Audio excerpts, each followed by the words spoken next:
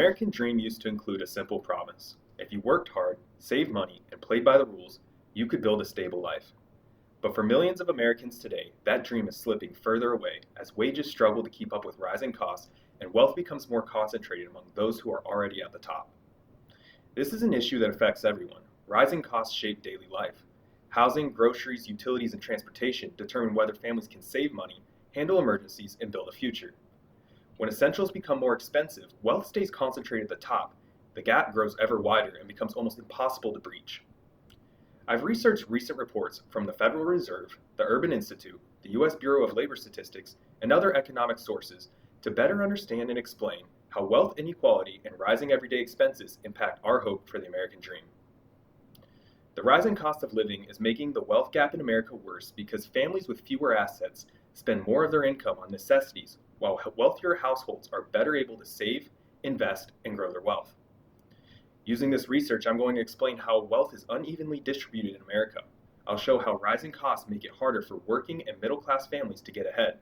And I'll tell you why stronger affordability policies, fair wages, and support for basic needs are necessary steps towards narrowing the wealth gap.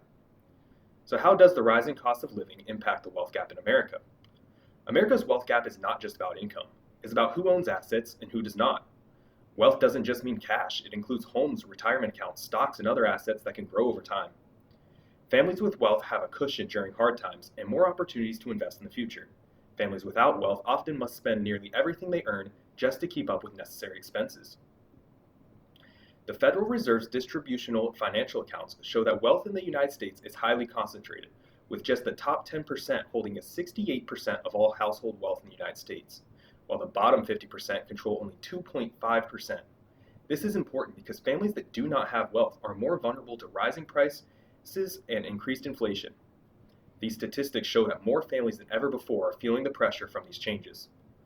The wealth gap grows when higher income households can turn extra money into investments, while lower income households must use most of their income on rent, food, utilities, transportation, and medical bills. In other words, rising costs do not affect every household equally. Rising costs make it harder for ordinary Americans to save. The Urban Institute's American Affordability Tracker reports that many families cannot cover the true cost of living, and that essential expenses such as housing, rent, and food have grown faster than earnings in recent years. Housing is still one of the biggest problems. According to the Urban Institute, since 2017, average earnings have grown about 43% nationwide, while home sale prices increased 81% and rent increased 54%. That means housing costs have been rising faster than many people's ability to pay them. But the pressure is not limited to housing. The U.S. Bureau of Labor Statistics reported that from December 2024 to December 2025, overall consumer prices rose 2.7%. One of the biggest increases was utility gas service, which alone rose 10.8%. What this means is that if your wages did not rise 2.7%, you are 2.7% poorer in 2025 compared to 2024. Even a small percentage like this has big implications for families who already have very little wiggle room in their budget. The problem is that rising costs create a cycle. When families spend more on essentials, they save less. When they save less, they miss out on the very opportunities that help build wealth and move further ahead. The Federal Reserve reported that inflation continued to be a top financial concern for adults in 2024, especially food and grocery prices. This shows that the cost of living is not just an abstract issue, it is something people feel every day in their bills. If we do not address wages and affordability, the wealth gap will keep widening. People who already have savings and investments will have more ways to grow their money, while people living paycheck to paycheck will struggle just to break even. The evidence shows that rising costs and widening wealth gap are an issue. However, even when the data is there, people think this problem is exaggerated. Some people argue that rising costs are temporary and that families simply need to wait for the economy to improve. It is true that inflation can rise and fall over time, and some price increases may slow down. But slower inflation does not mean prices go back down, and families still must live with years where they are unable to save or invest any money. The U.S. Census Bureau reported that real median household income in 2024 was not statistically different from 2023, which helps show why many households still feel stuck, even though inflation slowed during that period. Wages did not even move. As wages lag, the gap between earnings and inflation keeps widening, and the wider this gap gets, the harder it is to recover even if the economy gets better. Another argument people make is that the problem lays with the individuals. They claim people should budget better, take more personal responsibility for their finances.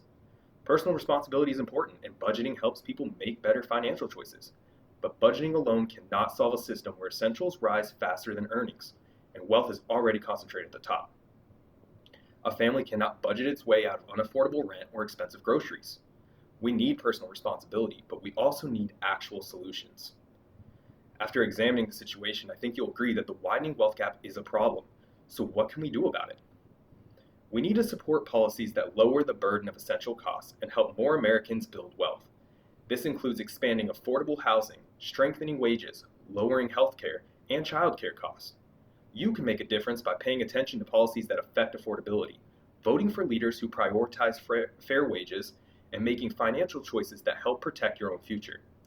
The wealth gap is a national issue, but individual efforts are needed to enact change.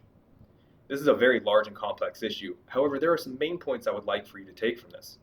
First, rising costs make it harder for families to save and build assets, and that affordability solutions are necessary if we want to narrow the wealth gap. Second, we need to support policies and community decisions that reduce essential costs, strengthen wages, and help more Americans reach financial stability. If the American dream is going to remain real, then basic financial stability absolutely cannot become a privilege reserved only for the wealthy elite. We need to act now so that the next generation has a fair chance to realize their own American dream.